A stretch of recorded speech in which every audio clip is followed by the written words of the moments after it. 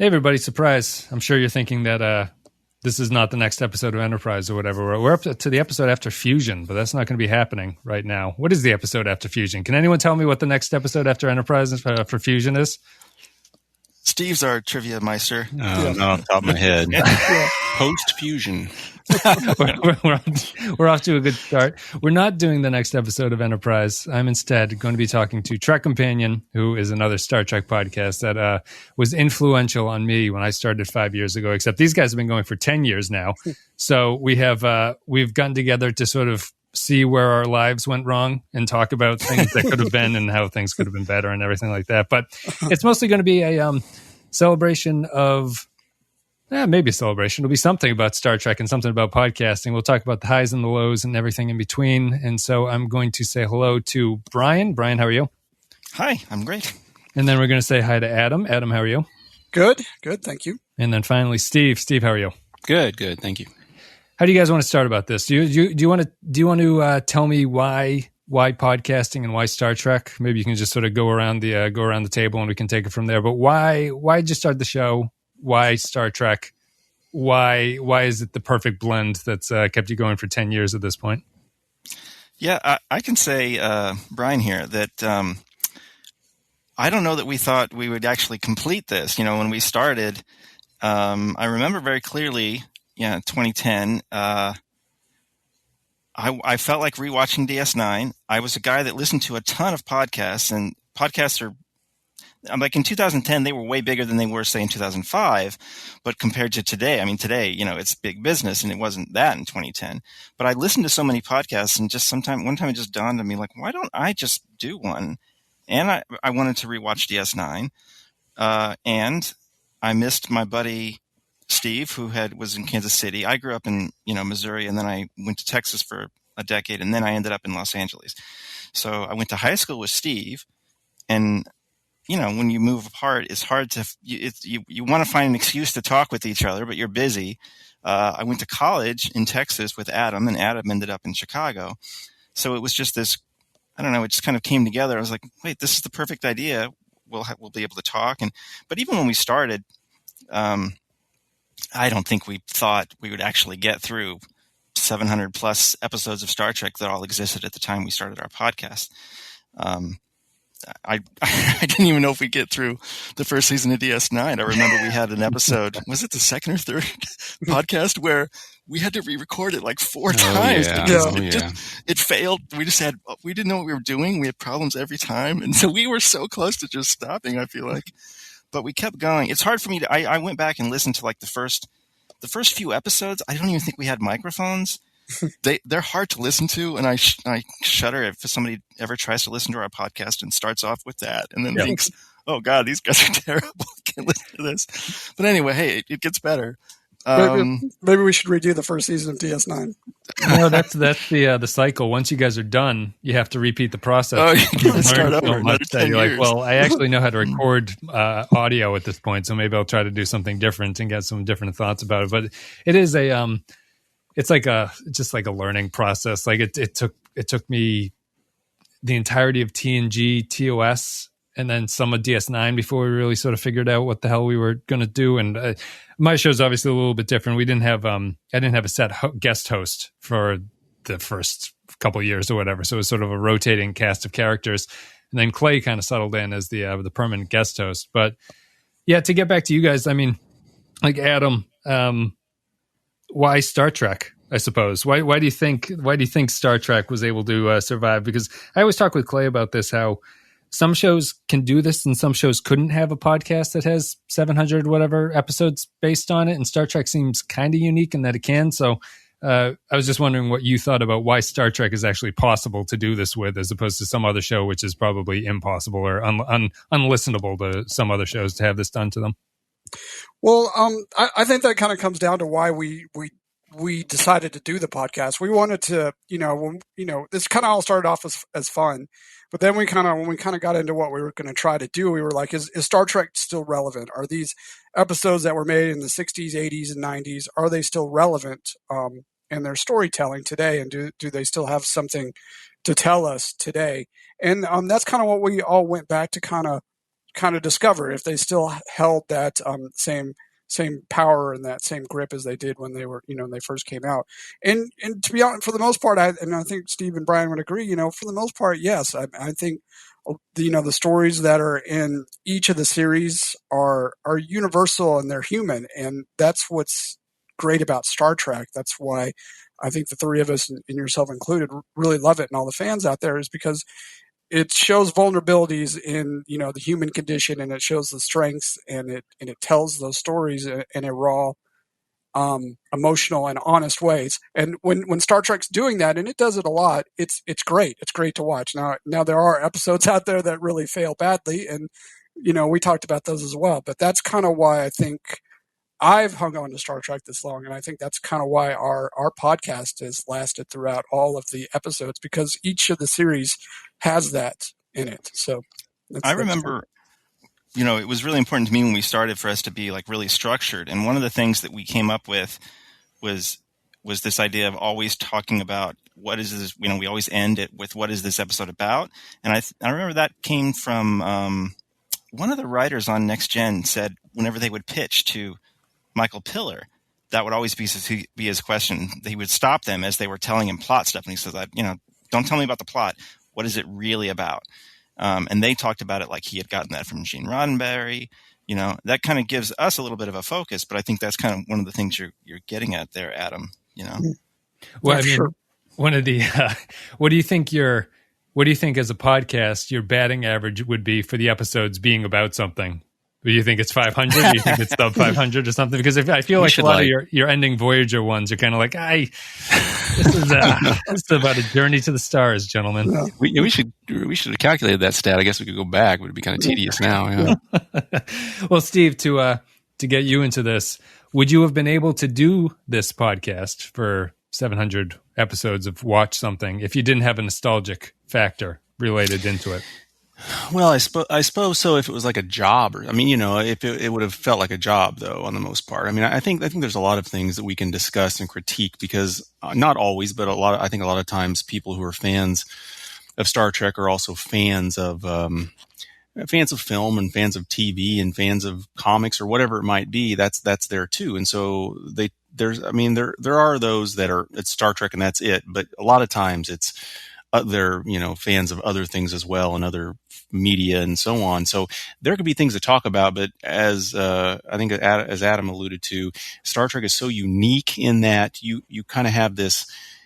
Certainly it's the only thing where you have this many episodes of something in a canon that's has a usually consistent kind of theme, and that you can talk about things like these are morality plays and in some respect, and they have something to say. And there's nothing quite like that, at least not consistently. There are shows that do it for a shorter span of time. There are shows that might have more episodes, but they're like soap operas or something, right? There's that kind of thing, but there's nothing quite like this. And if you're a fan of it and it being unique as it is, it provides a unique opportunity to do this kind of thing. Yeah. Yeah. You get to, something that's kind of fascinating is outside of Discovery and Picard and everything like that, like it is a fairly redundant series over the course of 700. None of the shows were really transcendently different from each other. It's only once you do a podcast about 197 episodes of DS9 that you realize how different it is from TNG. But if I were to show TNG and DS9 to my wife, she would not be able to identify which one is which, except for the fact that Sisko's a black man and he runs DS9 and stuff like that. It's funny that so for how similar they are, and we're starting to sort of notice this with Enterprise and everything. It's remarkable that they actually got the kind of distance they did out of it, and which also it kind of makes the podcast kind of like a practice session where we were talking about earlier how it like improves with time in terms of audio and stuff, but you also get better at just analyzing what a Star Trek episode is because it never really deviates in any drastic way from what you expect, and you can kind of go down the line and figure out which ones are good and which ones you don't like, and come away with like relatively deep thoughts about which episodes of Star Trek you like and what the series is good at. Well, it's interesting because you watch the episodes differently, right? Like I mean, I'm literally taking notes, but you're watching it with a much more critical eye when you're planning to have an analytical discussion about it.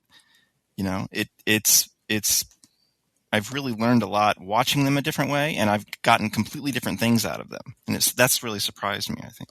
Adam, what's the biggest change? I assume what you guys have all, just correct me if I'm wrong, you've all seen the episodes before this, right? Or are there some episodes? Are there some series that are new? I had made it all up, right? No. There was one episode of The Next Generation that I had never seen, and I saw it for the first time on Blu-ray. Other than that, yes, but I didn't even know it existed. It was a fluke. But that was really amazing. That was the saddest part of finishing TNG, because I started off with TNG and it was my series, and when it was done, I had this melancholy thing of, before I had watched it streaming on or through the Blu-rays or whatever, I had this binder of burned DVDs, because me and my friends when we were younger just bought the whole set and we'd burned copies of them. And I used to just flip through them. I never watched them in order. So there was always this magical possibility that maybe there was an episode I had never seen. But it was a very melancholy thing when we finished TNG. It was like, I've definitely seen all the episodes. yeah, for sure. So I'll go back to Adam, I suppose. If you've seen these all before, and this run through is kind of fresh in your mind, what's the biggest change about Star Trek, in your opinion, from this watch through for this podcast? What's changed the most, in your opinion, about Star Trek that you used to not think? Maybe you had some kind of idealized view of the show, or maybe you thought that something was bad and it actually turned out to be good. But has there been like a major change for you this time? I think the best way for me to answer that question, is to say, kind of the curtain gets pulled back, and you see the wizard back there. I have a better understanding of how television is made. I work in television, not on shows like Star Trek or anything like that. It's just more localized television. So it's kind of having the curtain pulled back and seeing how chaotic and dysfunctional it is. And, when you read about it and sometimes we talk about it, it's amazing sometimes to me that some of the shows even got made, especially if you go back into the 60s with the original series, how many hours they were working, scripts were, showing up day of. And, I know that happened on a lot of the series. You hear Kate Mulgrew talk about, hey, we'd get rewrites that day of, and they're, 12, 16-hour days. So I think at the same time, I have a better respect for the work that everybody put into these shows and the long hours. And at the same time, looking at it through the lens of, 2020 and how shows are made today, it makes me appreciate the evolution of what we have today. It seems like things are more organized. You see, streaming shows that, they all come out, the 13 episodes, and, and it's more organized and kind of put together. And I think that was built on, and I'm not trying to criticize the earlier television. It's just, you got to build an evolutionary step up. And so those are the kind of the things I've kind of learned about television and how it's made, and taking the analytical look at these episodes, how they were written, and what was going on with selling them and the studios and all that kind of stuff. If TV's evolved, why is Picard so terrible? We'll skip that. We'll get to that later. Brian, what's the thing that's changed for you, or what did you notice this time around? Well, yeah, talking about watching it with an analytical eye, watching it with a critical eye, it's kind of like what Adam was talking about. I think that it makes you conceptualize the shows differently. You start to think of everything more in terms of writing and production. I mean, definitely when I was younger, the shows were the main cast. You would go to conventions and those are the people you would see, right? And you would think about the shows in terms of really just the cast. But maybe you get older and you start thinking more in terms of writing and production. But definitely, if you're watching it with a critical eye, that's what it becomes almost entirely about. And you're like, yeah, that cast member didn't even know what that line was going to be when they showed up. And I mean, they're just one part of it. They're way less kind of important than I used to think. No, that's wording it the wrong way. I should say the director and the editor and the writer and the composer and all these other people are so much more important than I used to realize. I think that's what you start to really feel. Yeah. Steve, any changes for you? I think probably a couple things. One, you hopefully you change as a person in 2 years. You're a different person than when you started something. And when I first started this, I had never really critiqued something in this way. I don't, not that I recall really. And I think you get better at it. You start to learn from each time, each season, each episode, everything goes on. You learn what it is that makes something good. And, I think it's almost like a feedback loop. Obviously you go through things in your own life that create a lens in which you see anything. And that's true for these episodes or for anything you watch or say or do. But also what you value in that does feed back into yourself. If you respect or value a certain principle that's established in a certain way, that affects you and how you behave in your life, and how it affects your creativity and how you go through everything. So it's hard to say who changes whom, what changes what, I change, my lens of it changes, the experience of seeing all this changes me again. So I think it's been quite an experience. It's been a really relevant experience in my life. Yeah. It's, the thing that's been interesting to me is that it's, when you're younger and you watch them kind of out of order, it just feels fresh all the time. Like it feels, it doesn't have the sort of relentlessness that when you're watching it through, and I say relentlessness in kind of a good way, kind of a bad way, but my main takeaway, this will sound flippant, I probably sound like I'm down on the series or anything, but it's just kind of these eye-opening things where I'm surprised by how many bad episodes there are. If you had asked younger me how many bad episodes of Star Trek there were, I would have said, maybe 5%, some absurd number like that. And we keep track of these things, and I consider we have a 1 to 5 scale, and 3 is like an average episode. There's a lot of, a lot of 2s and a lot of 3s. And it's just you end up just going wow, there's a lot of these episodes, but your brain is just very good at shutting down the mediocre parts and sticking with the good parts. Yeah, if you're just flipping channels and you come across an episode of Star Trek and you watch it and you enjoy it, I mean, are you conscious of it being bad if you're not watching it with that critical eye for your podcast? Right, background noise. A lot of TV is background noise for which is not an insult, but it's a very different thing to sit there with your eyes, Clockwork Orange pinned open, as you're trying to make it through another 45-minute episode or something. But they're fascinating. I mean, the good thing that's come across, the good thing that's changed for me is just that it's kind of a remarkable franchise in just its breadth, really. It's just, Star Wars is kind of the comparison, but Star Wars is limited. Anything that, there's the Clone Wars and stuff like that, but Star Wars doesn't have nearly as much screen time as stuff going on, even if it has a disproportionate amount of acclaim and everything like that. It's just been fascinating to sort of go through these things. We can have a sort of around the table here, quick, out of all the shows that were on when you guys started, did your favorite change out of all the series, or are you still the same one? And what is your favorite series out of these so far? We can start with you, Brian, or Adam. Sorry, go ahead. Well, I would kind of, I think it's still probably Deep Space Nine. Sometimes it's Deep Space Nine, and sometimes it's still Next Gen. I kind of keep the original series separate. So it's hard for me to kind of compare, but you were referring to, sorry to kind of go back, you were kind of referring to, you're right. A lot of the episodes are average, but I think going back to kind of what Brian said, it's the characters that we all love. And so if you really love a character, you can sit through a bad hour of television watching, Janeway or Kirk. Game. Yeah.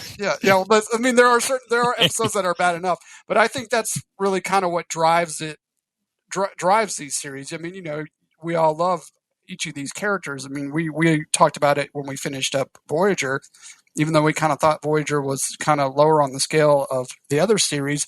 We all loved the characters maybe more than some of the other shows. So I think that's what kind of drives us, and it makes up for some of the lackluster episodes. But yeah, DS9, probably DS9. I'm probably on DS9 because it's the last show that's the longest I haven't seen. So I'm kind of itching to kind of go back and check. Yeah, it was you guys' first one. Brian, favorite series? Has it changed? Well, yeah, when we started, it was DS9, and that's why we started with DS9, because I was wanting to rewatch that. But this watch through, original series and next gen are such close seconds. There are times when, like DS9, I think it holds it back a little bit in that it seems like a show that I would just only ever watch from the beginning to the end.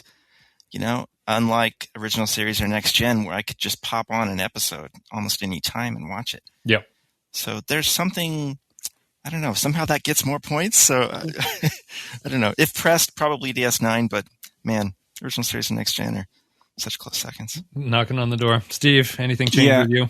No, not really. I pretty much right in line with Brian and Adam both. I mean, but it is complex because it depends on how you kind of grade it. I mean, it's Deep Space Nine. I think critically, is from beginning to end as a series is the best. But I totally agree. There's certain aspects of the other, and next gen is kind of what I sort of grew up on. I'm way too young to see the original series originally, but I caught some of it in syndication, and I didn't really, I knew about it, but I didn't really fall in love with Trek with that. Next gen is when it became real in my thing. So that holds a special place. And the original series, kind of like Adam alluded to, it's almost like the Bible or something. I mean, we can critique it, and we did, but it's its own animal. But I think my views are pretty much in line with Brian and Adam, and they didn't really change throughout this. Yeah, I have a hard time. I flip flop between DS9 and TNG, probably for the same reasons that you guys are saying. Where DS9 is probably, like, if you want to say objectively, the best series out of them. But TNG is probably the purest Star Trek experience out of all of them, I think. And I also wonder, if you were just to watch DS9 without being familiar with TNG, is being familiar with TNG additive to DS9 in a way? You know what I mean? Like, you have to have the baseline of TNG to really understand what DS9 is doing that's different with the formula. So I would wonder about that. There's a language there. Sure. Unlike going from the original series to next gen started this new language that, I think it helps DS9 a lot. But I think you can watch TNG without being familiar with TOS and get away with it, where I don't think DS9 is really the same. Yeah. But, just like as a percentage of incredible episodes, I don't think, original series season 3 hurts a lot, but just those first 2 seasons of the original series, I mean, it was just, it was like Michael Jackson Thriller album or something. Like, every single one was so great for so long. There's just this knocking it out of the park so many times that I'm not sure anybody else has achieved. Yeah, no, I especially season 1 of TOS, which is always the forgotten Star Trek series for some reason, which is clearly the best first season.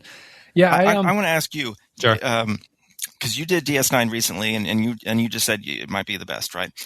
Does it hold it back that it's standard def? I know I'm the guy on our podcast that complains about technical stuff all the time, but man, watching Voyager in standard def, the thought of rewatching DS9 now is painful. Well, here's my question about the DS9 production, right? They were familiar with TV production at the time. They know what running a signal through antenna onto a 480, interlaced screen is going to look like, right?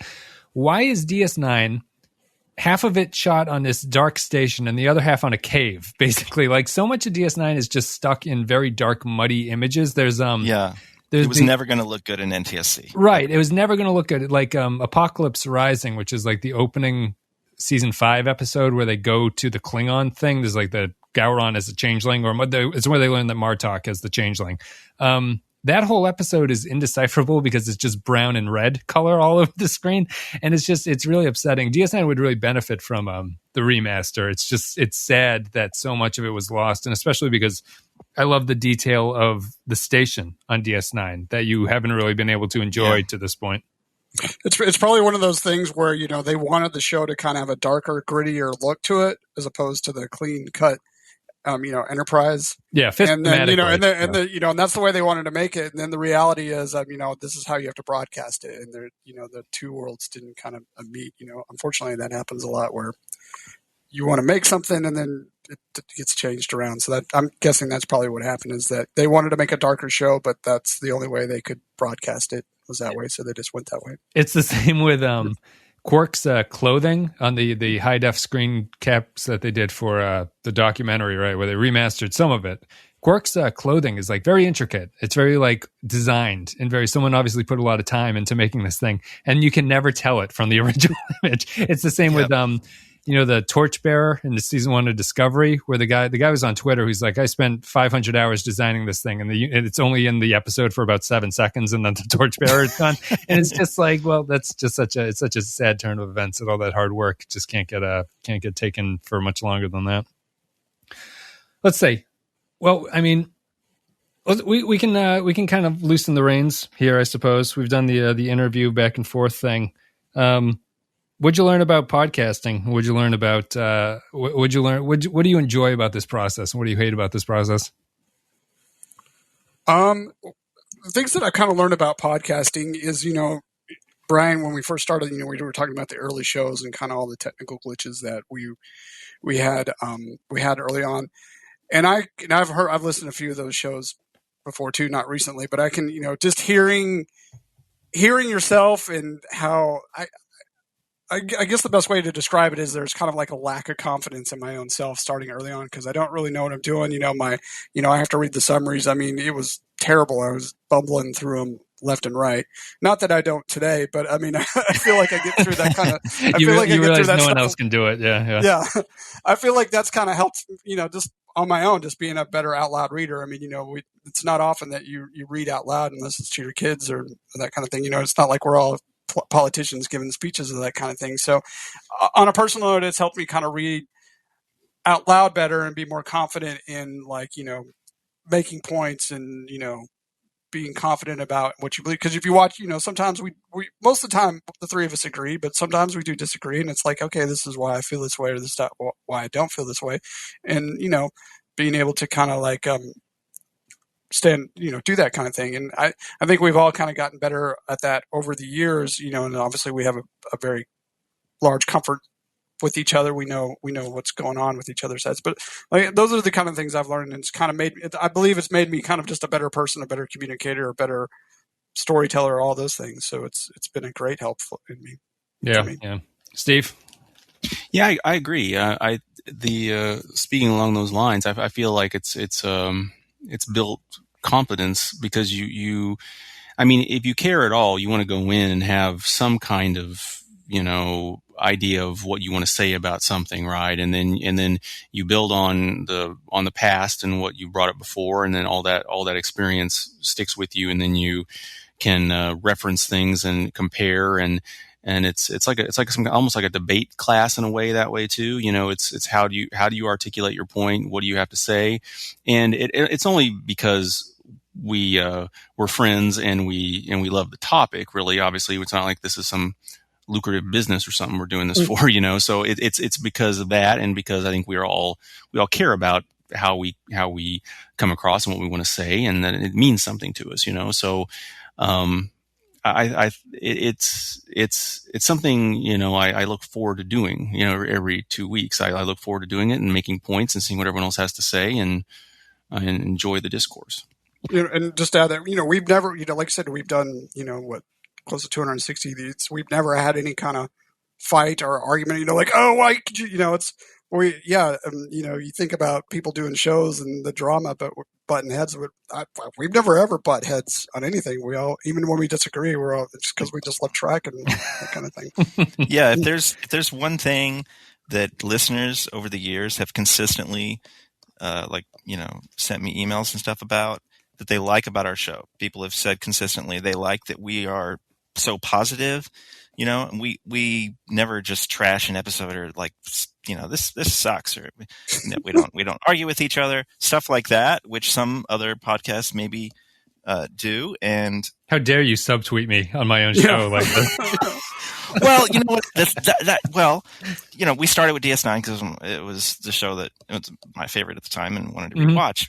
And we ended up watching the other shows in the order, partially because they were coming out in high def and Blu-ray and stuff. Oh, is that why? I guess that makes sense. Yeah, that was part of it. We got lucky with Next Gen. We were able to watch that one as the disc came out, for example. But part of it too was that I kept putting off Voyager because, I think Voyager is probably a better show than Enterprise, But I found Voyager so much more frustrating because I liked the characters so much more, and I really wanted it to be good, and I felt like it could be, and then it had issues. So I kept putting it off, especially remembering the pain of Endgame, the final episode of Voyager. So I kept putting it off, and sure enough, we got to it, and we just finished it. And I don't know, I feel like maybe I slightly regret some of ending with Voyager because I felt like I was impatient with it at times, especially that last season. And then I just kept thinking, this is not what people come to our podcast for. They don't want, I really need to hold back here. I kind of let it go on Endgame. That's a good question though, because hold on one second, because I think that Voyager is a podcast killer, right? There have been numerous Star Trek podcasts that Voyager has kind of ended their career. It's the doomsday machine for podcasts. It is. It just chews you up. But I think that there's only so far you can go where that's a problem and no one admits there's something fundamentally broken about Voyager, right? Like there's something wrong with the series, that DS9 doesn't have that problem that they really did. And what's interesting about it is like, you guys can feed off of that, but me and Clay always talk about, we had this thing when we were going through season 6 of DS9. Season 6 of DS9 is always heralded as this great season of Star Trek. It's not my favorite DS9 season, but it's very good. It has the occupation arc, has a whole bunch of stuff going on. The war is kicked off and everything. DS9 season 6 has incredible highs and incredible lows. It's really interesting that it's like they were pushing so hard that they got these incredible episodes, but at the same time they kind of ran out of gas halfway through the season, and the ending is just this slide into really awful episodes like Time's Orphan and stuff like that. And Enterprise is different. So we're doing Enterprise now. Enterprise is straight 3s. We're just in season 1, but Enterprise is just a 3. Every episode is just a 3. It's like there's nothing particularly upsetting about Enterprise, but there's nothing so far that the show is really trying to do exceptionally. It's just kind of there. And what's interesting is whether or not you prefer those two experiences. And we have listeners who kind of feed back and forth. Like some people think it's a very positive thing that there are no bad episodes of Enterprise early on. And other people are more, I prefer the excitement of not knowing whether a good or bad episode is coming up. I don't know what you guys think about that. You can start with, go ahead, Brian, if you want.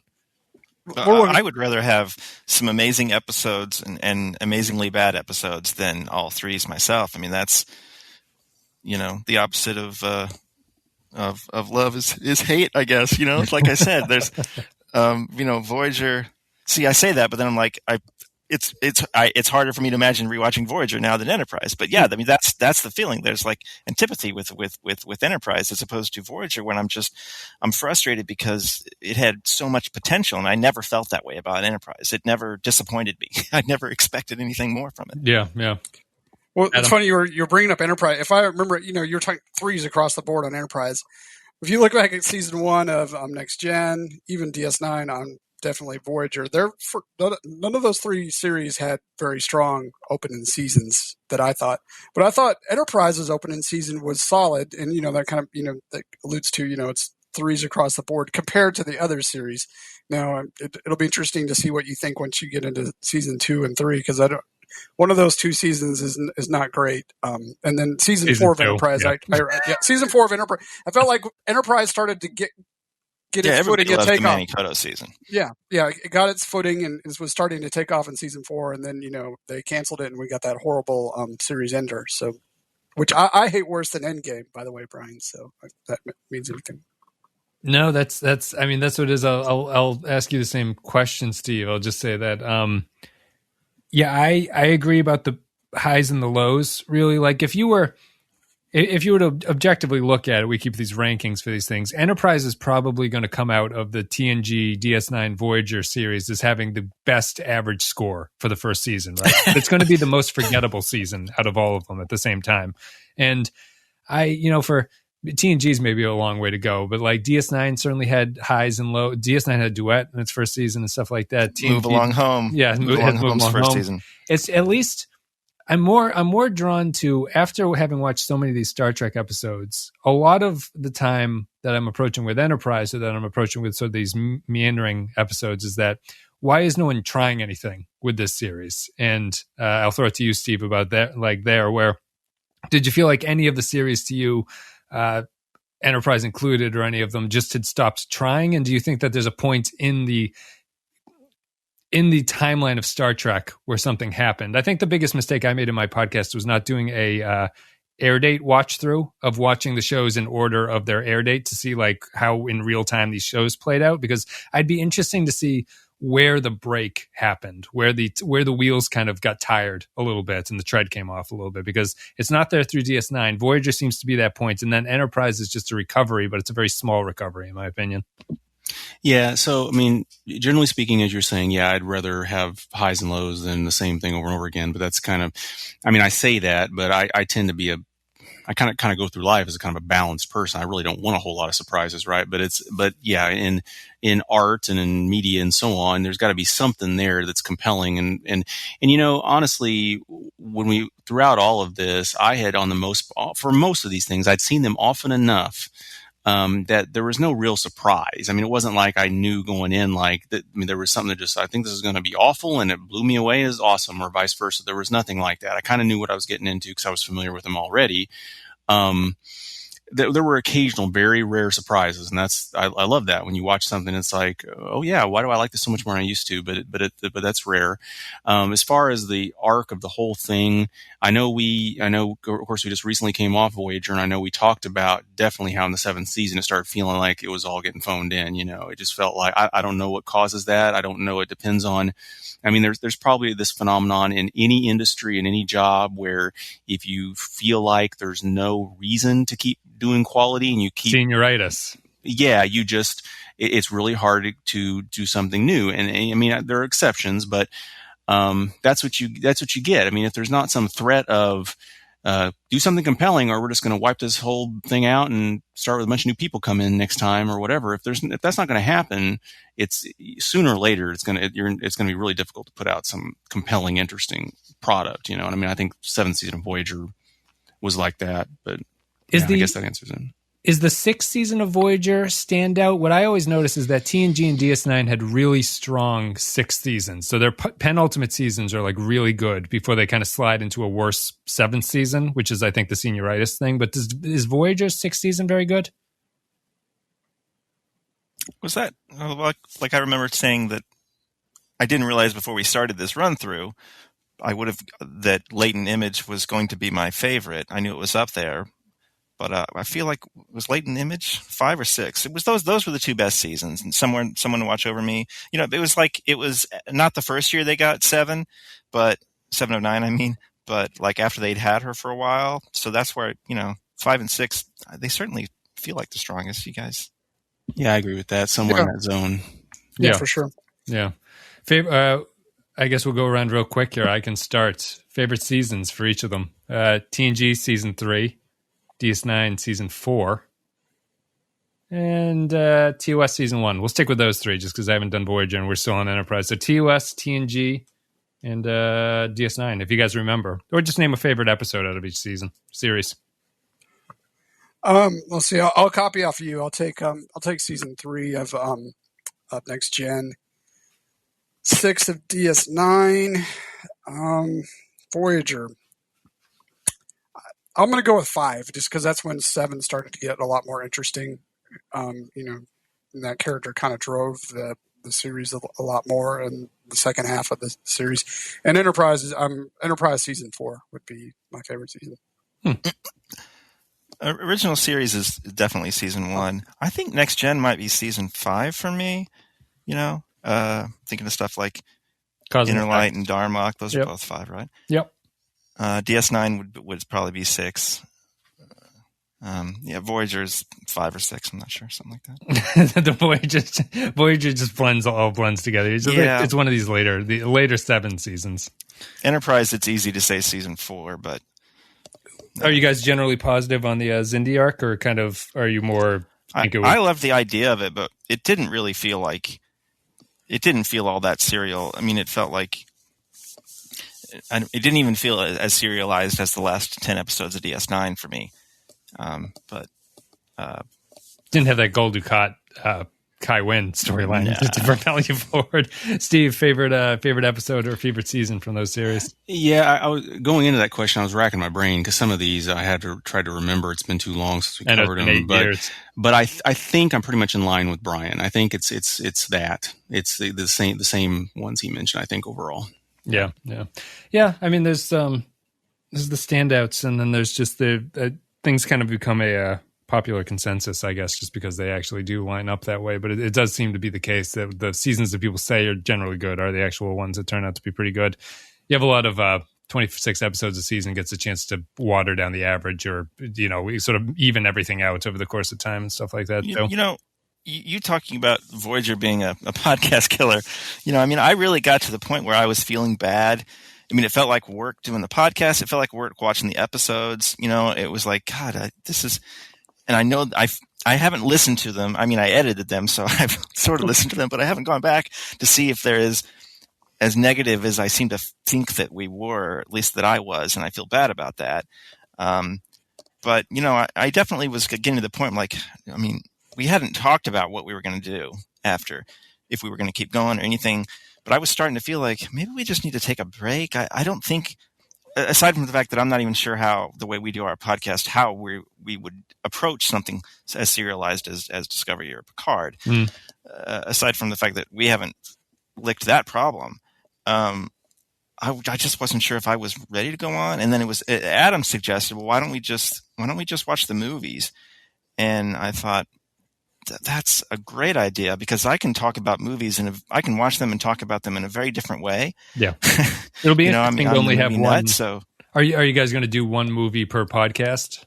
Yeah. And I think, we just did motion picture last night, actually. So that's going to take us through the rest of the calendar year. And I'm hoping by then my personal Star Trek tank is nice and recharged, and then we can figure out where to go. But yeah, that's what Voyager did. That's what Voyager did to me. Well, it must be nice. It's kind of funny how we kind of mirrored the actual show, because it seemed like all the writers and they were all drained by the time in season 7. So we kind of felt the same way as the cast of Voyager, I think. No, we're saving up for it. It's like a Patreon goal to do the whole Voyager run through. We'll see if we actually get there, but it is closing in after Enterprise is done. Did you have you did Picard as they went, right? We did Picard and Discovery. Yeah, was that difficult to talk about, to treat them as such standalone episodes?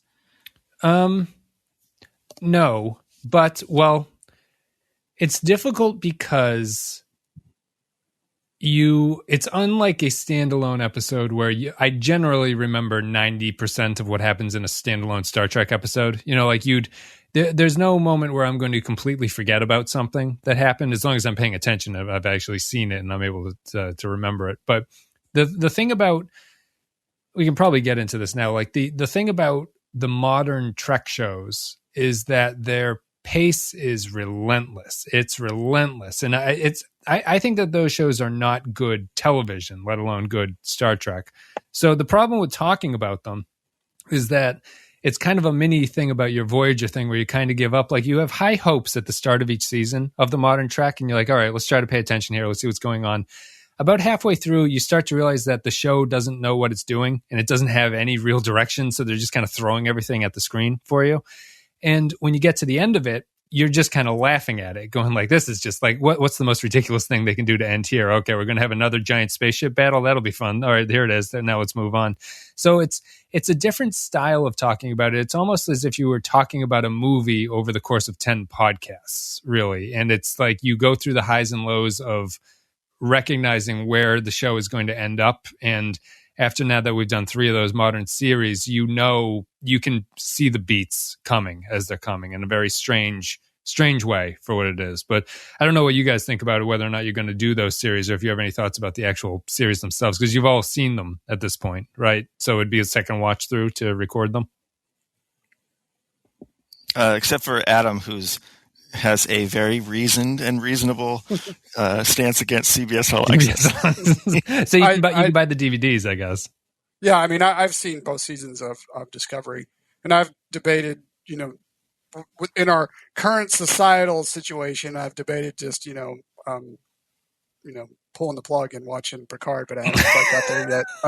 Because it's kind of like, so I heard a comedian make a joke. Okay, I finished watching Netflix. What now? So that's kind of, it's kind of like, well, what do I watch? I'm like, well, Picard's on the list. I was going to wait for the DVD, but should I not?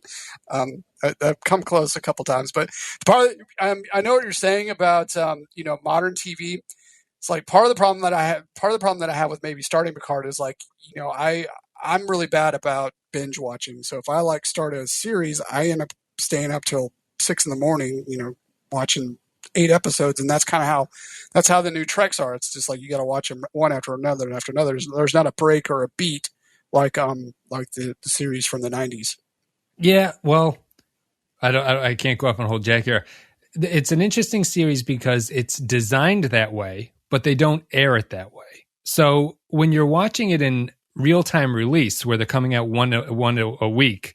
See, real quick, I didn't watch them that way. So that's I've told Brian and Steve this. It's like, it's a different experience watching them all at once for the first time. It's actually kind of cool because that's kind of how what you're saying. That's how they were meant to be shown. It was supposed to be. It's like a Netflix series. It's not week to week. You binge watch. You watch 4 episodes until you start falling asleep, and then so I really enjoyed watching them that way in their first run. I don't know if I would actually like going week to week with the new series.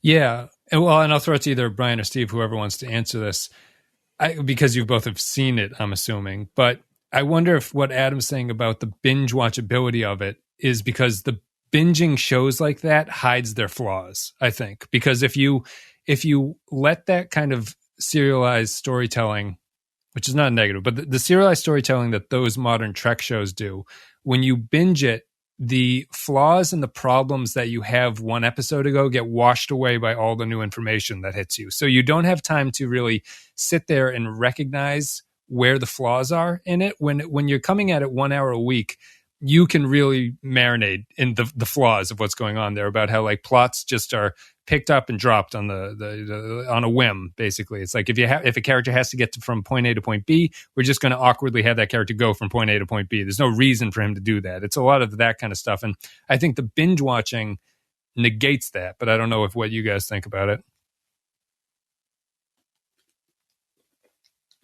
Sorry, Steve, you want to?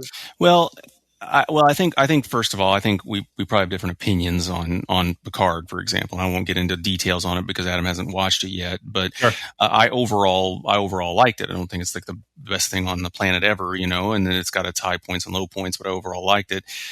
Discovery season 2 is way much better than the first season. I think most people think that, but I think it's hard. I think it's one of these things that could take a little bit of time to have it all set in before we can make an opinion, because it's in the grand scheme of things, it's so new. I mean, it's really is different from episodic Trek in the 80s and 90s as going to a movie was for that. Like if you imagine someone going to see the first Star Trek movie or the other Trek movies, and they were an avid Trek fan in the 60s or something, and it's like, well, this isn't Trek. Well, of course it's not Trek, because it's a different form of media. It's got to come across in a different way and have different things. Now, I do think, having said that, Star Trek is inherently a television show. It's a television medium. When people compare Trek and Star Wars, it's ludicrous kind of for any variety of reasons, because they're so incredibly different. But Star Wars is inherently a movie thing. Trek is inherently a TV show thing, but there are good Star Trek movies.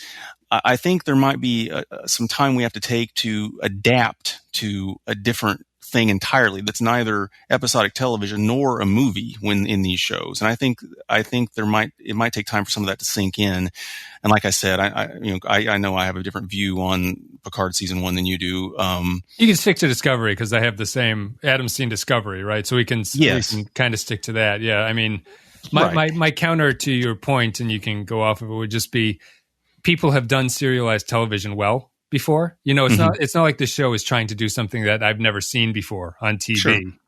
I think it's just doing a very, I think it's trying to ape a new style that the series actually isn't very supportive of, because it's a episodic television based thing, television in the sense of the 90s. I love all the HBO serialized dramas. I love Mad Men and stuff like that. If I could have my druthers, I would have the new Star Trek mimic Mad Men in how it tells its stories, which is a serialized story that's kind of standalone tales in each thing. Mm-hmm. I just think that they don't. Discovery is the same thing. I think that they are just. It's a binge model that I don't think really suits the material all that well. Yeah, I think what supports that the most are the couple of episodes that I enjoyed the most. Was it Discovery season 1? Mad, yeah, right, and episode, that was the most standalone. Or even Picard, and it wasn't just for the nostalgia.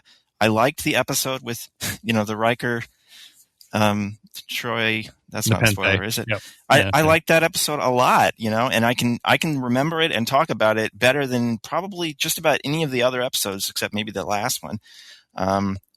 And so that's that's supporting this idea that there's something more to not just making it standalone, but it's still inside the serialized story. It's just more modern. I got to say, I was more excited when they announced Strange New Worlds than any of the other announcements, because aside from the fact that that stuff looks beautiful, I love the way Pike, and I think Anson Mount is the best Pike, and that's saying something because we've had some good ones. We love their uniforms. I just love those colors. Their uniforms are awesome. Nice. They're so great.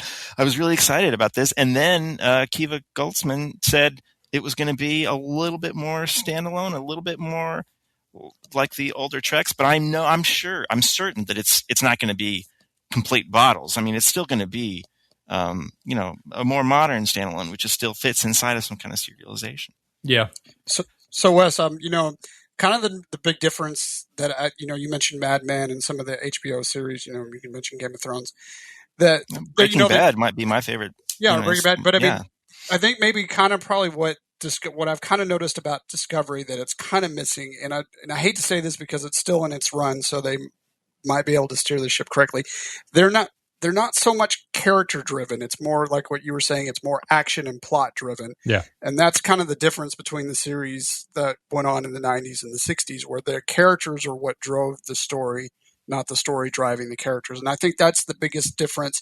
Now, like I said, I don't know where they're going to go with Discovery or Picard. So they might get there. So it's kind of hard for me to be really down on them just yet, because they haven't completed their their story arc. But that's what I have noticed. It's plot driven. It's not character driven in these new series. I can't say for sure about Picard, but that's what I've noticed about Discovery.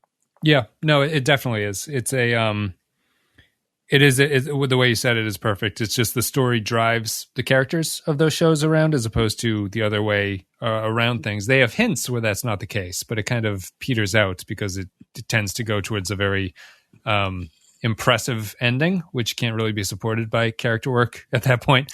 Well, in a way that, original series, Next Gen, these shows did it because that's all they could do, is two guys sitting in a room talking and then cut to the same single model shot of the Enterprise in the same spot.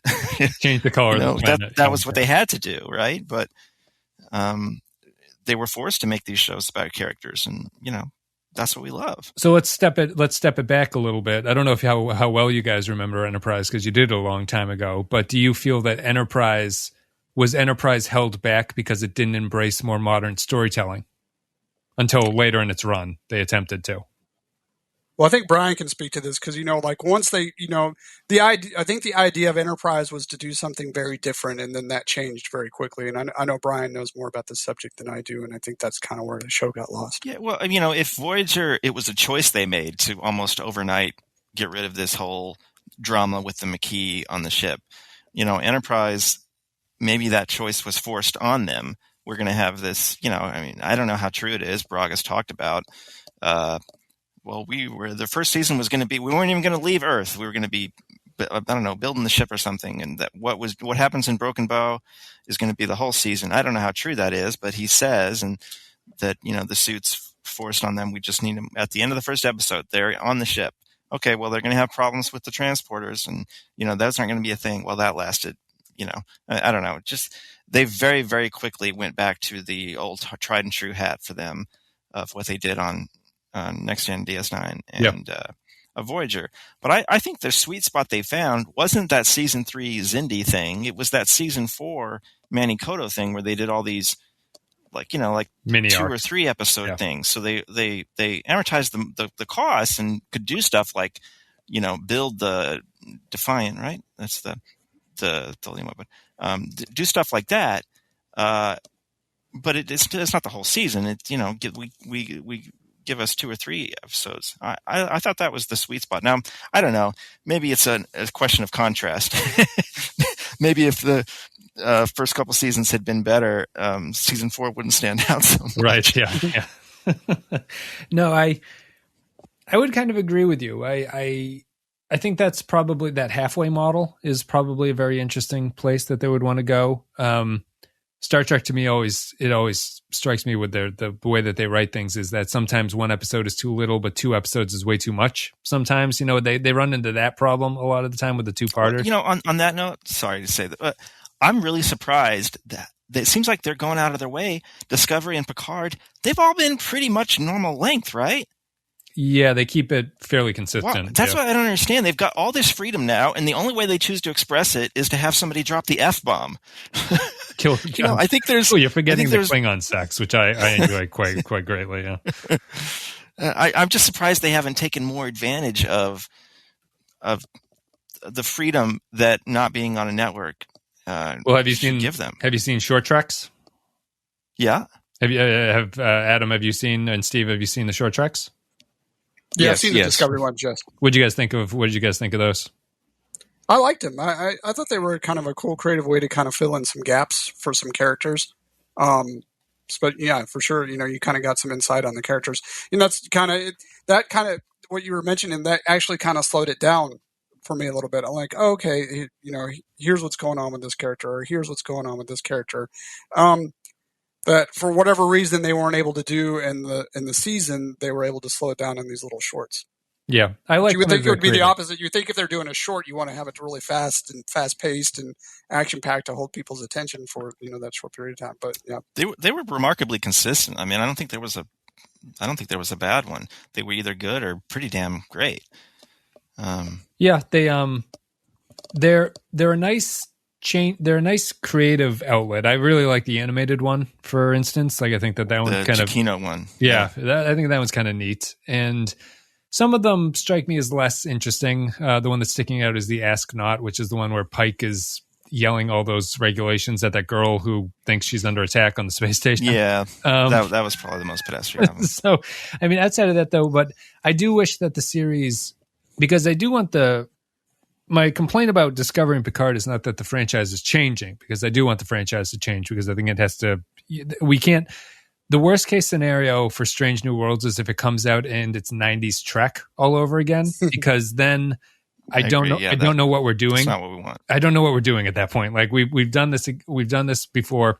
By the time we're in Enterprise, we're already repeating stories we've seen 4 times at this point. So I don't think we need to do that exactly the same thing again.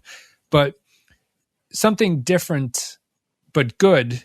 I just wish that they would slow down a little bit, and that's really my main takeaway from that kind of stuff. Hey, Wes, I was going to ask, did you? I don't think these are the two. Did you watch the Orville? Yes, we do. I have not seen all the Orville. I've seen some of the Orville. I remember. So I was watching Orville at the same time that season 1 of Discovery came out, and I felt like that was more of a Star Trek show than Discovery was. It was kind of weird. It is. He pulled all the Star Trek producers over, basically. Yeah. So it is kind of Star Trek. Even cast. Yeah, he cast too with Penny Johnson. Is that her name? Yeah. It's my problem with the Orville is that it draws like moths to the flame these not Star Trek people who just like hate the modern series to such an extent that they're just like, well, the Orville is Star Trek. I'm gonna call it Star Trek from this point going forward, and just like exist as this is the only thing that I want to watch. I don't mind the Orville. Like Seth MacFarlane, if he actually took over a Star Trek series and had the branding of Star Trek, would actually probably be a pretty entertaining series. I don't know if it would be good, but it would be something very enjoyable about it at the same time. But at the same time, you guys are getting into the movies. The best movie was made by someone who's not a fan of the franchise. there's something to be said for having a removed person come in and do something different with it. Someone who doesn't worship the ground that the franchise walks on, someone who's not overly familiar with it. And I think that's maybe one of the better ways forward.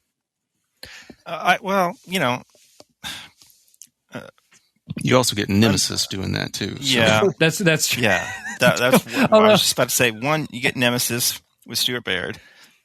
LeVar Burton's character is an alien, but also I kind of would like to have seen whatever Brian Fuller was going to do with Discovery. I think that could have been. I would like to have seen that, and I know he has a Star Trek background and he's a Star Trek fan, but. Yeah, they changed it, whatever he was going to be doing. They did. Although I wonder, his other shows are also kind of the same thing where he puts it out and he doesn't really know where he wants to go with it. And then sometimes it works out and sometimes it doesn't for him. I think that's just the way that he operates as a creative.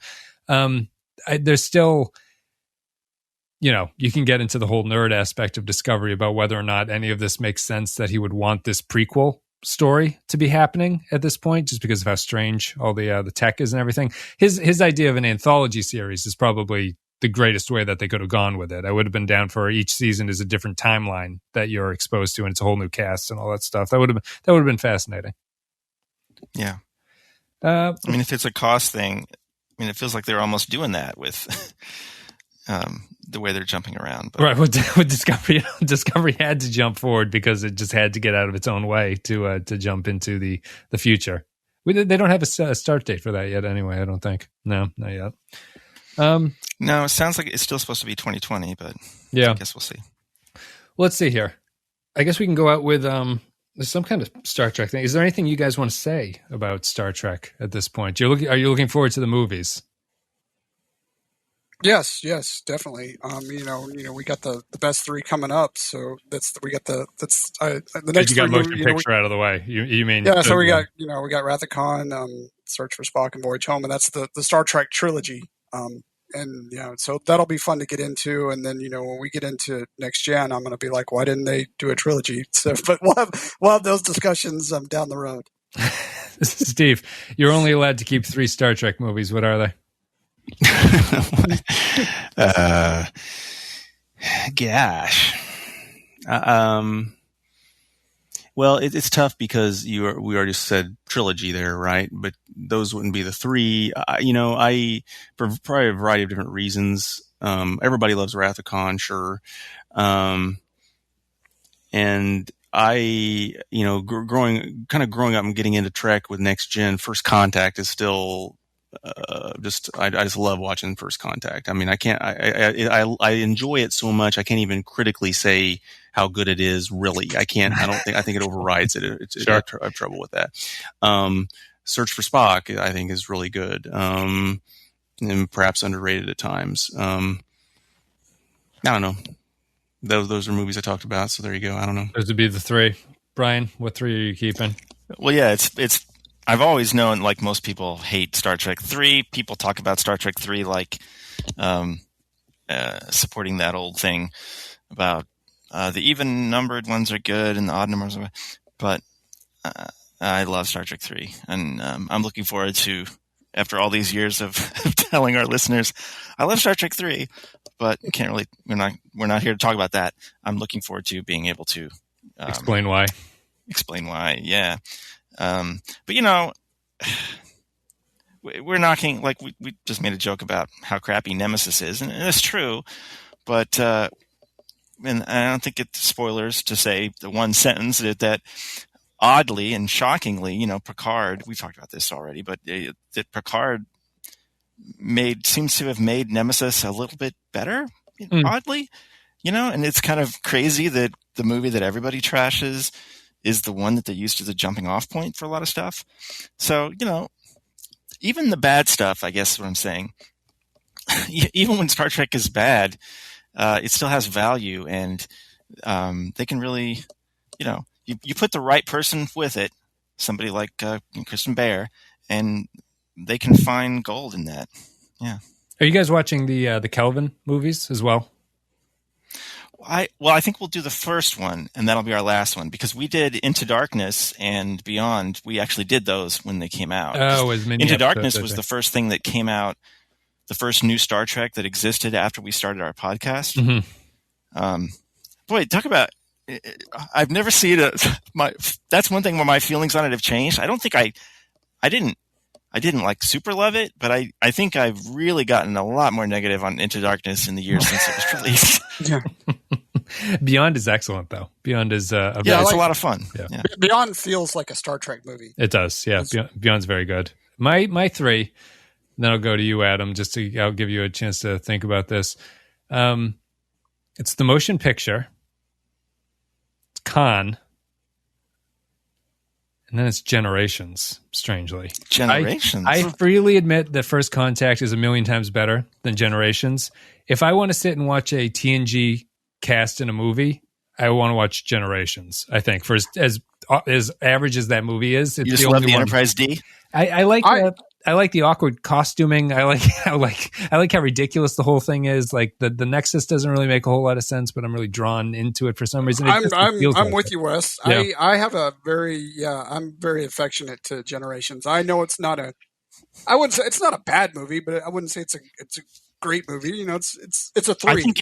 I remember being 11. Really I remember being 11 and it being the first movie that I walked out of the theater feeling disappointed by. I remember that distinctly, and which is strange because I should have been too young, but there was just something so almost low energy about it. But at the same time, now that I'm older, I like that low energy aspect of it. I think Generations is the best looking next gen movie by a mile. Oh, wow. I don't think any of the other ones. The lighting is really good. The sets, colors, the composition, even the way they use the frame. The Generations is the only good-looking next-gen movie. Oh, interesting. Bold choice. That's why I like the motion picture too, just because I know I could admire it not being a very good movie, but I also admire how strange that movie is for a Star Trek movie. So morose, so sad. Kirk is like suicidal in it. Everything is just so fascinating about that movie. Adam, what are your 3? What are my top 3? I'll go Khan, Wrath of Khan. We'll do Star Trek 3, and I'll throw in 6, Star Trek 6. Oh wow, all original series. Yeah.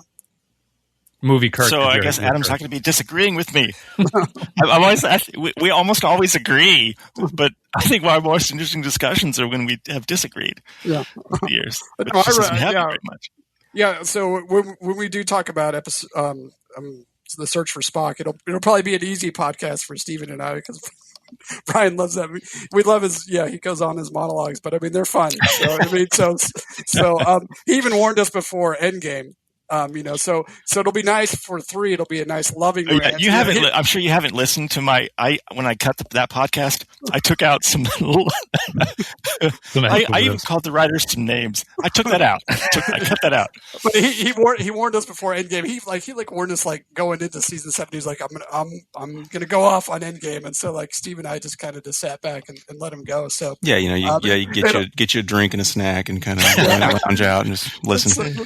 So it'll be a loving rant. Reboot the computer.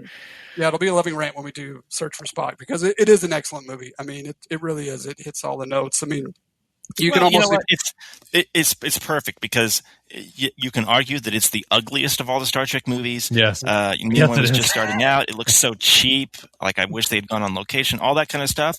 But if the thing that I love so much are the characters and and the family and being with these characters and believing in their love for each other and the family. This is exactly for the same exact reason that I love Star Trek 3 is the same. It's the same reason that I hate Endgame, right? Yeah. And there's a lot of there's probably more high drama in 3 maybe than even Khan. It's just there's so much. You Klingon bastards! You've killed my son. Yeah, I mean, it's spoilers. It's great. You don't. I don't think you get any drop kicks in Wrath of Khan. You get a lot of drop kicks in Search for Spock. I think. Yes, Spock is I'm Alone on the Island. Spock is one of my least favorite of the movies, actually. It's been a while since I've seen it, but I just remember really, really not enjoying that one. No, I get it. I mean, most people feel that way. If I recall correctly, it's probably the only Star Trek film that was ever noted in the president's diaries. I think Reagan, we watched Star Trek 3. It wasn't too good. Most people... Yeah, you don't know, because it doesn't really have Spock in it. The movie's about Spock, but he's not really in it. For me, Spock is more in Star Trek 3 than any other movie. But yeah, I mean, people don't get to see him. We'll get there. Yeah, the movie is about Spock, but he's not in it. That's the trick that maybe some people don't get. But hey, this is the great thing. All these episodes of Star Trek, all these years we've been talking about it, there's something for everybody. There really is. That's awesome. So let's close this out with, what's your favorite kind of Star Trek episode? Does anyone want to go first? If anyone has an idea, there's nothing too specific I'm looking for here. I guess I can go first just to sort of give you time to think about it.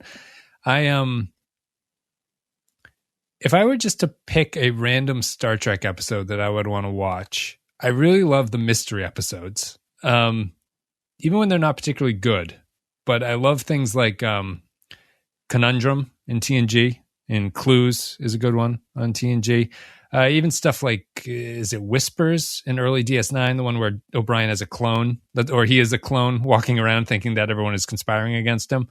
I really like those episodes for whatever reason. They're always the ones that I can just kind of turn to every now and then, even after I've watched them 100 times and I know what the solution is to everything. I like the versatility of the franchise, that it can do things like that. I don't think it would be a surprise for anybody with me. I mean, it's probably pretty the kind of stuff a lot of people would say. I like the acting tour de force, something like Duet in DS9. That's up there. But those huge episodes that span space and time, stuff like City on the Edge of Forever, or The Visitor, The Inner Light. I understand why, some people think The Inner Light is overrated.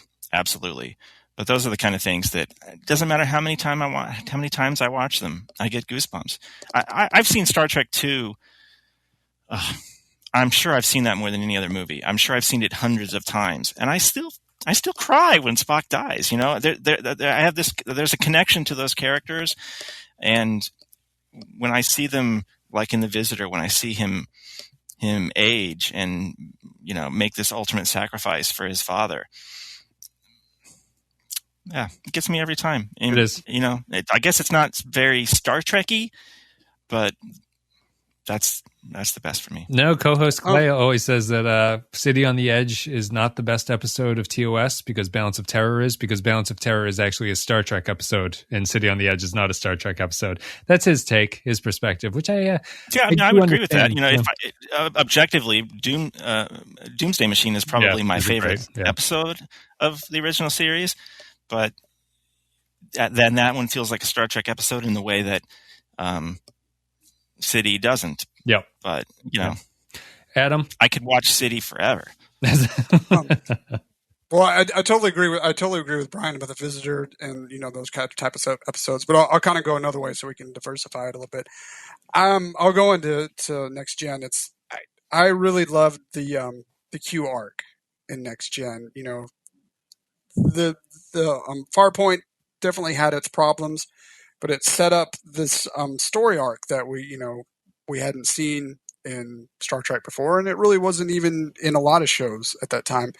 And you have some great episodes with Q, and just the how it made Picard grow, and you get to the final episode, and it's about the inner journey, the journey of the mind and the spirit as opposed to the stars. And I really enjoyed those episodes, and because I kind of feel like they kind of expand you into, kind of opens up the box and it kind of expands you out into thinking differently. Interesting. I don't know if anyone's ever said the Q arc is like been their most favorite. It's fast. I mean, it's one of those weird things where the character annoys me to a point where it knocks me away from like how vital he was to the series in a lot of ways. Like even Q Who was like a fix for the series in a lot of ways, where it knocked Picard off of this. It knocked the entire cast of characters off of this lecturing aliens who they run into about why humanity is so great, which was like very important for it, and it is obviously all due to Q. But Steve, your favorite kind of Star Trek episode? Well, I'm going to be boring and probably go along the lines of these kinds of episodes like Inner Light and Visitor, but I would say that or City on the Edge of Forever. But the thing is, I don't think they would be half the quality if it wasn't for all the rest of it, because it's not. They're not just.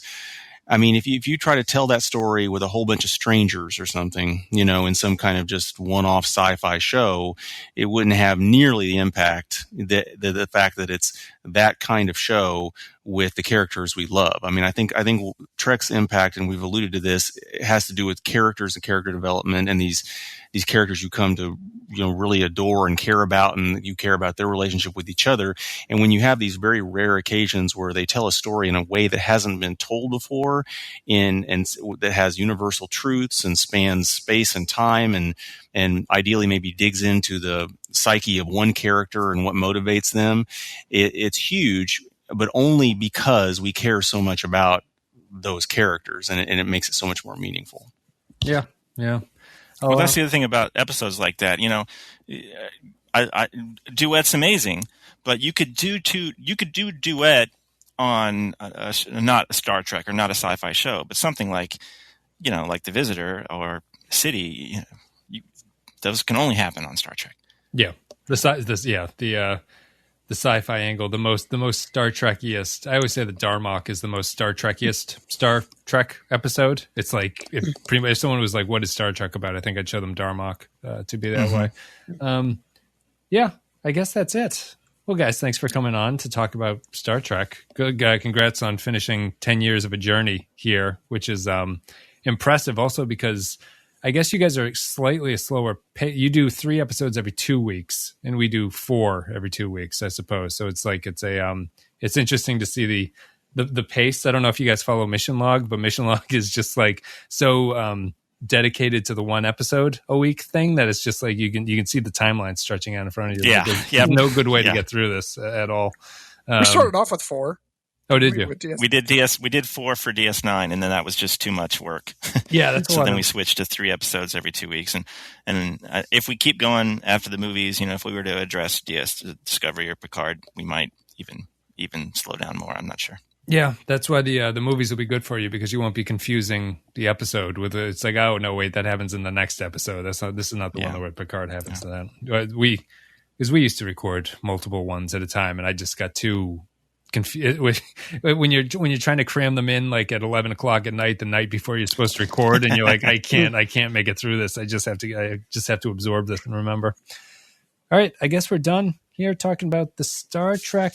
Congrats, guys, on 10 years. It is an accomplishment. It's thank you. It's amazing to get through all these things. There's so many episodes of Star Trek, and you guys now have a claim to having a better opinion than 99% of the people out there about. Otherwise, you're just making stuff up. That's the other thing that I've learned about this is that if I haven't seen the episode in about a year, I don't trust my opinion on it anymore. So it's one of those things. You have to go back and refresh yourselves. All right, guys. Thanks very much for coming on. Do you want to plug the show, Trek Companion, where people can find you, all that stuff? TrekCompanion.com will take you to our kind of generic Podbean page, but you can find Trek Companion, in your podcast app, and subscribe, listen, download.